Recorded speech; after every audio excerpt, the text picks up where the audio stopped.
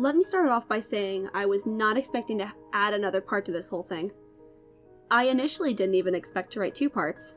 I figured this whole thing was just a one-time thing and I'd find out he just had gigantism or something. But things just keep getting weirder. As I said at the end of my last post, not much interesting had happened. However, a couple of days later, things got a bit different. I began to notice more paranormal things on the regular. Even at the convenience store, I would see more people coming into the store than usual. Listen, I work at 7-Eleven. Most of the people we get at night are truckers and potheads. The people coming in when it's usually dead tend to have something off about them. Like, this one guy walked in casually with a knife jutting out of his chest while wearing the manager's outfit, glanced around, and then left. Then when it came to our apartment, we had company far more frequently than before. Practically every time I walked through the door, there'd be a different paranormal being I'd never met or even heard of. I'd begun to get used to it all, honestly. I mean, I had already had an understanding of entities and spookfests before I was introduced to this life. I also wasn't a hardcore skeptic by any means. I've always believed that there must be some other intelligent beings on Earth, whether it be creatures or paranormal beings. To me, that just makes sense. Sure, humans could have killed off intelligent beings way back when out of fear. Does sound like something that humanity would do. Sure, it does give the word a whole new meaning. But I held out hope and a bit of morbid curiosity that maybe, just maybe, something interesting existed. I guess my situation is proof enough that I was right. Well, that took a turn into philosophical territory. So let's get back into the reason you guys are here. Though all this stuff has been strange, it's not why I'm writing. It's a bit weirder than the usual events. Well, what I have come to classify as usual anyway. On one of my rare weekdays off, I snuck into my good buddy Slendy's room and found some weird shit. Yes, going into your roommate's room without their knowledge is basically a cardinal sin, but I just couldn't think of a better way to go about finding out what I want to know. Whatever that was. I could have asked, and I had tried on multiple times, and each response was the same. Maybe tomorrow. Followed by a not-so-casual exit. As I've said before, I typically only work weekdays on the night shift. I am the only night shift employee for weeknights, which is why I found it strange. Then there was the fact that we had only ever been understaffed since I started working there. The likelihood that we were suddenly overstaffed was just way too improbable for it not to be weird. The only possible explanation was that they had trained someone without my knowing, and he was practicing the night shift. Which, I will admit, is a completely valid possibility. The only other reason that I actually had the chance to sneak into his room was because Terry was going out to a party at Jeff's house. I assume that's what he meant, at least. When I asked him where he was going as he was heading out the door, all he said was, "I'm gonna go have some fun with Jeff," and left. It was rather vague, but I think my top-notch detective work helped me piece it together. By top-notch, I of course mean I debated for a couple minutes about whether it meant they were going on a killing spree or having a party. I settled on the latter to help me sleep at night. Besides, the last party they had was at our place, so they must switch houses party to party. Now, to what I ended up finding in his room. At first glance, it seemed like your average room of a gamer weeb.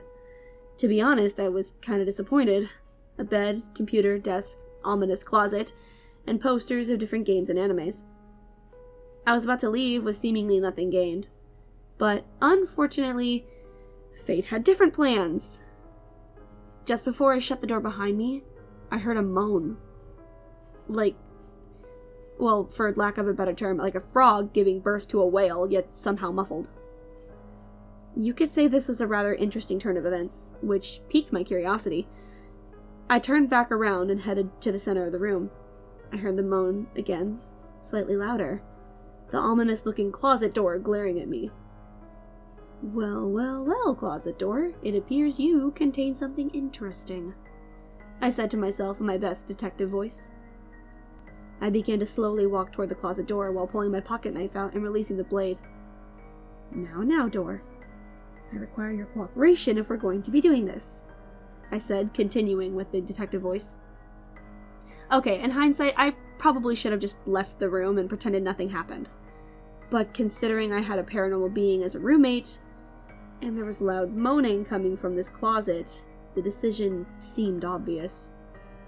I just wanted to know what he was hiding, and I would be damned if I didn't find out what that moaning was coming from.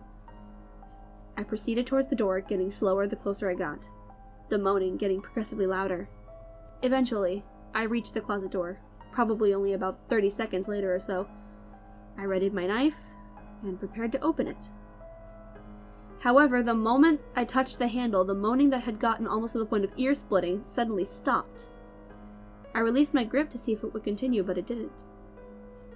I slowly began to open the door to see what resided behind. Darkness, and a stairway leading down. After seeing that, I let out an audible "Nope!" that could probably be heard down the street regardless of the soundproofing. But as the thought came to mind, I realized something.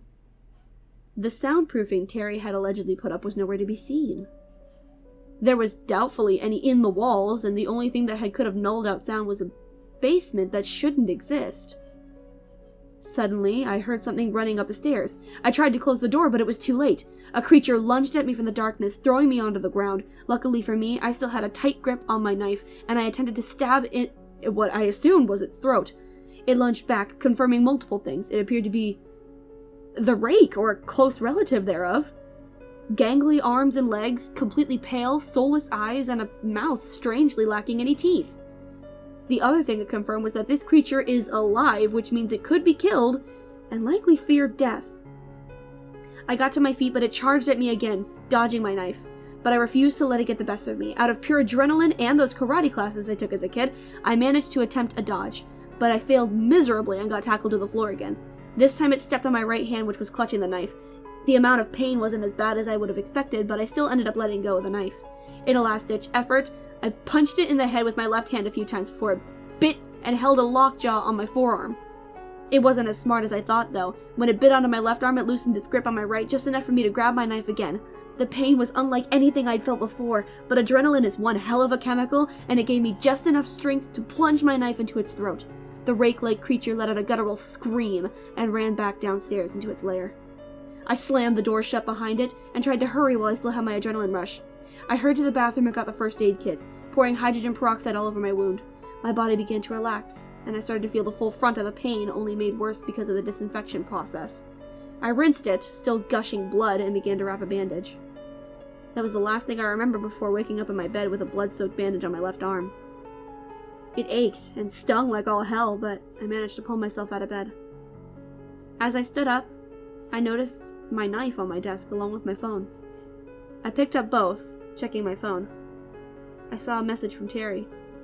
It read, "Look, man, I know you must be interested in everything that happened. I understand that when it comes to the paranormal, you're curious. But that doesn't give you an excuse to go into my room, open my closet door, and stab a creature I've been holding for a friend. Luckily for you, it didn't die, otherwise you would have had to pay for it. And I know you don't have that kind of money. No need to thank me for saving your life. Also, here's your knife back. I take it you don't have any others, so I figured I'd get it back for you." After reading the note, I began to leave my room as I had initially intended to do. I heard the TV going as I walked into the hallway. "Hey, Terry? That you?"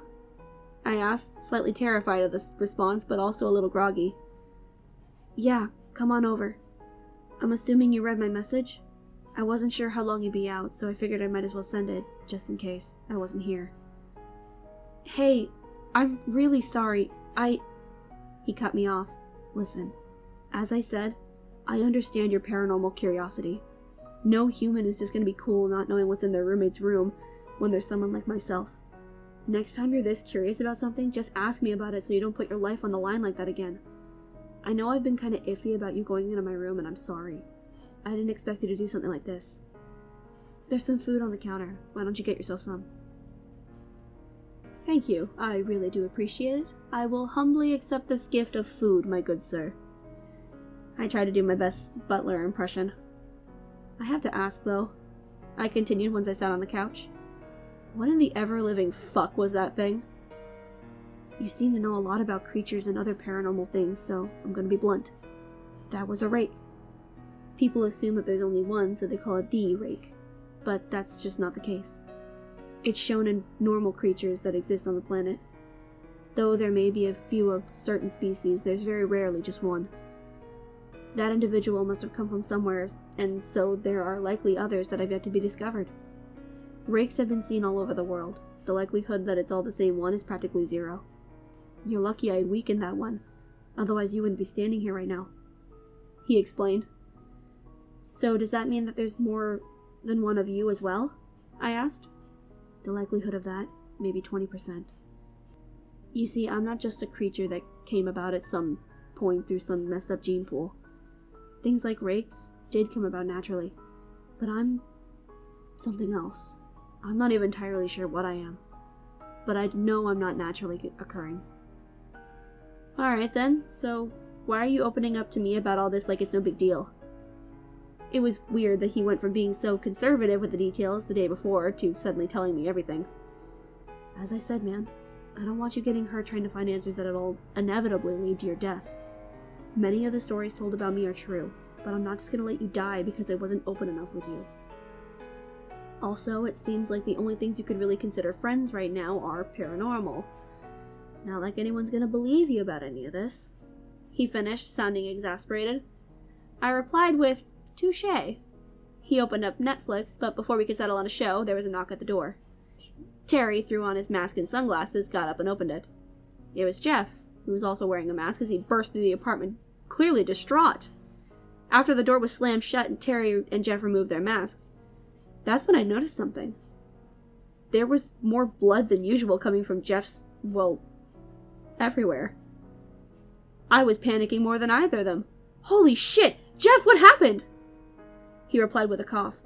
I honestly have no idea. I was walking by some convenience store and this guy came running at me and tried to stab me. I managed to avoid his first attack, but on the second he cut me up a bit. I figured he was human and I wouldn't have a problem, but apparently... He coughed again. He wasn't. Terry then spoke up. Do you know what it was? I didn't think you could lose your edge so easily. No idea. I didn't get much of a chance to see what it was. Aside from out of the corner of my eye when I noticed him beginning to charge me. After his second attack, I just ran. Didn't feel like trying to take him on barehanded, he responded. Terry gave him what I assumed to be a solemn look and said, Well, I hate to see a friend in pain like this. Head to the bathroom and get bandaged up. You can rest here tonight. Something was gnawing at the back of my mind. Why was Jeff out here to begin with? I had assumed he didn't live nearby since Terry always took his car when meeting up with him. So why was he out here? Did he just get finished with a job or something? I wasn't going to hold these thoughts in, so I blurted out, Why were you out here anyway? He hesitated. I think you already know why. Then he continued to the bathroom. Shortly after that exchange, I got a call from the manager of my job, saying the guy that was working weekend night shifts had yet to come in and that I was needed to get there right away. I told him I could since I had nothing else going on. In reality, I just wanted a break from all the crazy shit going on. That's when I realized something, though. It was Friday night. I had been out for almost a full day. I told the guys good luck and left the apartment still feeling the aches in my arm. The shift was just about as boring as ever, and 8 hours later, I was finished. When I came home, I passed the couch that seated 2 people that I was supposed to call my closest friends, and went to my room to sleep everything off. The characters on those posters will remain a mystery for the foreseeable future, since all the chaos caused me to forget what was on them.